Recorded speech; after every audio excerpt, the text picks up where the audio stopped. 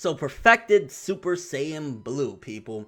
This is the difference between what's happening in Dragon Ball Super's anime with Goku and what's happening in the manga. It seems as though while they have some similarities and, there's been statements by Toyotaro himself, the fact that they are kind of different. They're not, going on the same plot line or whatever. I feel as though Perfected Super Saiyan Blue is Toyotaro's answer to the Kaioken Super Saiyan Blue. So whenever Goku uses some sort of moves that are similar to that in the anime, it can still be kind of replicated, because we've seen in this chapter 24 of DBS, if I'm not mistaken, that Goku, he's feeling pain and that his body can rip apart, which was identical to what happened, if I'm not mistaken, at the end of the Universe 6 tournament with Goku versus Hit. In the anime, when he used Super Saiyan Blue Kaioken for the first time, how his body couldn't take it, it seems as though Perfected Super Saiyan Blue is kind of the same thing. It's just a little bit different. It's more of a controlled force of it, but at the same time, still his body can't handle it. So it's nice to see Toyotaro diving into his own creativity, but at the same time still,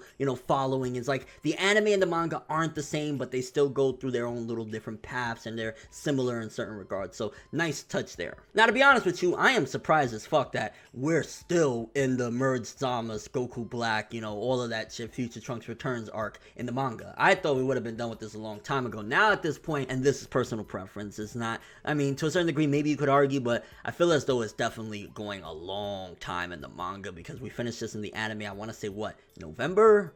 October, December, somewhere around there. Like late last year, we finished this in the anime, and we're still going in the manga. So little complaint there, I guess, with that. I think the manga is doing a great job. Once again, it's outdoing a lot of the bullshit that the anime did, so you got to give it props with that as well, because it's like the anime, honestly, it was on a great path and so many people loved it, and it was that ending that really fucked everything up, because if not, I would argue that if the ending of Dragon Ball Super's Goku Black arc didn't have a lot of the bullshit that it had, the Genki Dama sword and all that shit, I think people would have regarded the Goku Black arc as one of the best arcs in all of the Dragon Ball franchise in general, even surpassing some stuff from Z. If the manga can outdo and stop all the bullshit from happening, we can get something like that. We could honestly say at the very least that in the manga, the Goku Black arc was absolutely amazing and one of the best arcs in the Dragon Ball story. Hands down, I still think to this day that it's the best arc in Dragon Ball Super.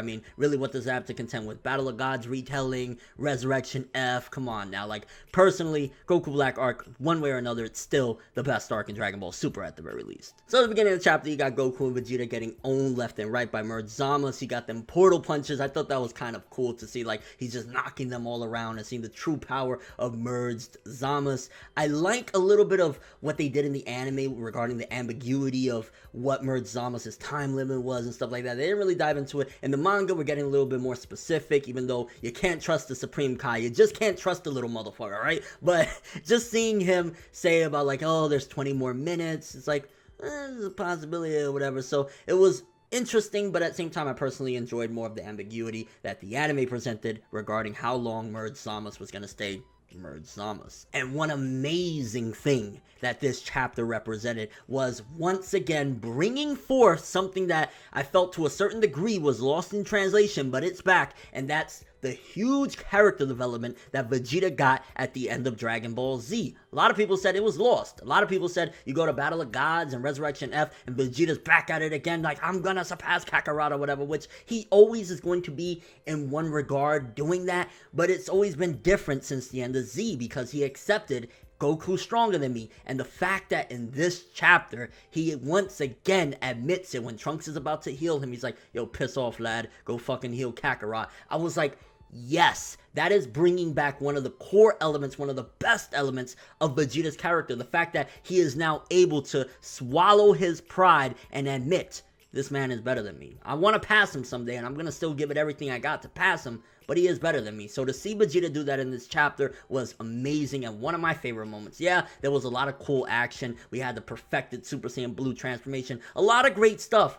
But Vegeta, once again, going back to that character development he had at the end of Z during the Kid Buu fight, that was great. That was golden. That was awesome. And then Trunks apparently is an apprentice to the Supreme Kai. We knew that he had a backstory with the Supreme Kai. We know that shit went down and, the Supreme Kai died in his timeline and many different things, but that was never really explicitly explained in a lot of the stuff that we've seen prior to this, so it kind of felt like a little bit of a cop-out in a way, just because when we got the flashback of him healing Mai and healing Gowas and shit like that, I'm like, So you was just holding them and like subconsciously you were healing them. Seemed a little bit far-fetched to me, especially the fact that, hey, Trunks has these powers right now. It was a difference from the anime, and again, it's not making Trunks do these wild, insane, powerful things, but nonetheless, it was just kind of like, convenient. But of course, they put some limits to it, which was great too, because if he's just like hacks, like, I'm gonna heal everybody, I'll heal you all get to heal, motherfucker.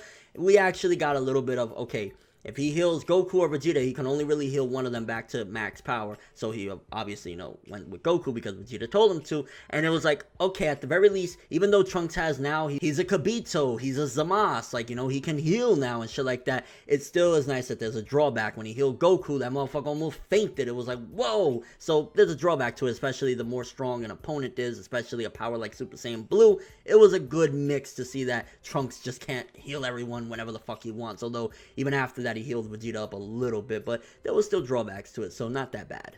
And then let's talk about Goku's mastered Super Saiyan Blue transformation, perfected, whatever you want to call it. I think it was an interesting move, because it's like, it's not completely enough to tango with Merge Zamasu. It's more so like, hey, he's strong enough to be able to try and hold him off, but he's not at that level where he could completely, just fight him head on. So it's a nice little balance. I think the equivalent would be if the anime did, like, Goku Super Saiyan Blue Kaioken, just, going all out against Merge Zamasu, which I think they did something like that, of him holding him off a little bit. So it's like there's the similarities, but it's also doing it different. It's doing its own little spin on things. So the perfected Super Saiyan Blue, honestly, it's cool. I think it's showcasing that this is the max limits of just Super Saiyan Blue itself, which leads me to believe that we will have another transformation potentially in the Tournament of Power, the following arc from what we have with this chapter and this arc, whatever. So I think that seeing the limits to it shows that in the anime and the manga, there will be something else, whether it's Super Saiyan White, whether it's Super Saiyan Blue God 3, some crazy shit, which I still would love that. I've seen a lot of fan art of the Super Saiyan Blue look with the long Super Saiyan 3 style hair.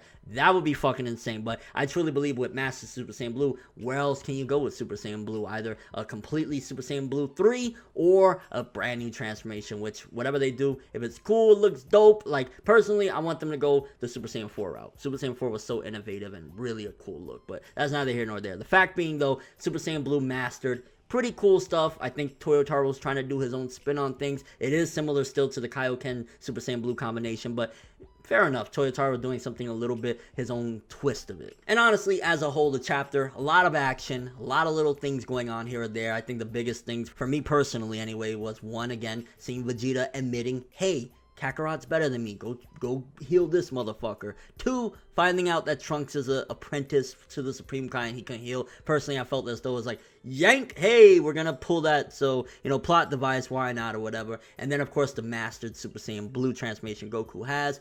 I think it's interesting, it's cool. To me, it's just like a different version of the Super Saiyan Blue Kaioken combo. Like, it sounds almost the same, it's very strong, but it's very unbalanced, and Goku's body can blow up and shit like that. So that's what I got from it. Nothing bad about it, it's kind of cool, but yeah, it's just, to me, like, the answer to the anime's, transformation and shit like that. Really curious what you guys think about this chapter, though. I guess for starters, how did you feel about the action? Seeing Goku and Vegeta getting torn apart by the Merge Zamasu, and then, of course, afterwards, Goku and his perfected Super Saiyan Blue kind of standing up to Merge Zamasu. Do you think that's too much? Again, the fact that he's not putting the beat down on Merge Zamasu is okay, because it's like, they needed Vegito Blue to take out Merge Zamasu, and of course, they split within fucking a minute or some shit, so they needed that. I didn't want Goku to just completely be able to take him on his own, but the fact that he's playing as like a defense mechanism against him is like, it's okay, it's fine. Also, what do you think about the return of the character development Vegeta got at the end of Dragon Ball Z's Kid Buu arc? Do you think that was a great thing? Again, that was one of my favorite moments of the whole chapter in and of itself. It's like, yes, that's a core element of who Vegeta is now. Let's see it. Also, what do you think about Trunks now? He can heal. He was an apprentice to the Supreme Kai at some given point. It's not a complete ass pull, because we do know that he has some history with the Supreme Kai and how he stopped Majin Buu in his timeline, but it did feel a little bit convenient to me. And your overall thoughts of the chapter. Do you think that Super Saiyan Blue perfected is similar to the Super Saiyan Blue Kaioken transformation, and that's pretty much the manga's answer to that? I mean, overall, it's like they're doing a great and fantastic job with the manga. Many less ass pulls than what the anime did, but I do think that we've been going on in this arc with the manga for a long time. I'm ready to, let's get this shit over with. So maybe like an 8 for this chapter. Yeah, I'll give it the 8. It was very good, but yeah, a couple of problems here or there. But that's all I have for this one. Thanks for watching. Hope you enjoyed. If you liked anything I had to say or enjoyed the video, drop me a like. I'd greatly appreciate it. And if you want more from me, make sure to subscribe, follow me on Twitter, Instagram, and stalk my Facebook to get more when the video ends. I'm ForneverWorld, and as always, people, have an awesome day.